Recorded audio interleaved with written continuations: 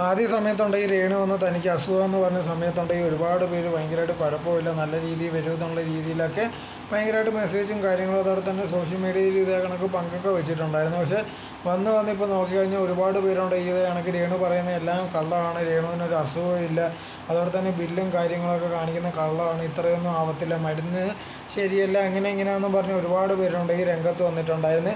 So അതിനെല്ലാം മറുപടി എന്നുള്ള രീതിയിൽ ലേറ്റസ്റ്റ് ആയിട്ടുണ്ട് ഈ രേണു ഒരു വീഡിയോ ഇട്ടിട്ടുണ്ട്. അതിനകത്ത് പറഞ്ഞൊരു കാര്യം എന്ന് പറഞ്ഞാൽ ഒരുപാട് പേര് ഞാൻ പറയുന്നതെല്ലാം കള്ളമാണ്, അല്ലെങ്കിൽ ഞാൻ ചെയ്തതൊന്നും ശരിയല്ല, ഇങ്ങനെയാണെന്നൊക്കെ ഒരുപാട് കാര്യങ്ങൾ പറയുന്നുണ്ട്. ഞാനിവിടെ ഈ സമയത്ത് പോസിറ്റീവായിട്ടിരിക്കാൻ വേണ്ടിയാണ് ആഗ്രഹിക്കുന്നത്. അതുകൊണ്ടാണ് നിങ്ങൾ പറയുന്ന എല്ലാ കാര്യങ്ങളും ഞാൻ കേട്ടിട്ടുണ്ടെങ്കിൽ റിയാക്ട് ചെയ്യാതിരിക്കുന്നത്. പക്ഷേ എന്നാൽ പോലും ഉണ്ടെങ്കിൽ ഒരുപാട് പേര് ഞാനിത് മനഃപൂർവ്വം ഉണ്ടാക്കി പറയുന്നതാണ്, അല്ലെങ്കിൽ ഞാൻ ചെയ്യുന്നത് കറക്റ്റല്ല, എൻ്റെ മരുന്നെല്ലാം ഫേക്കാന്നുള്ള രീതിയിലൊക്കെ പറയുന്നുണ്ട്.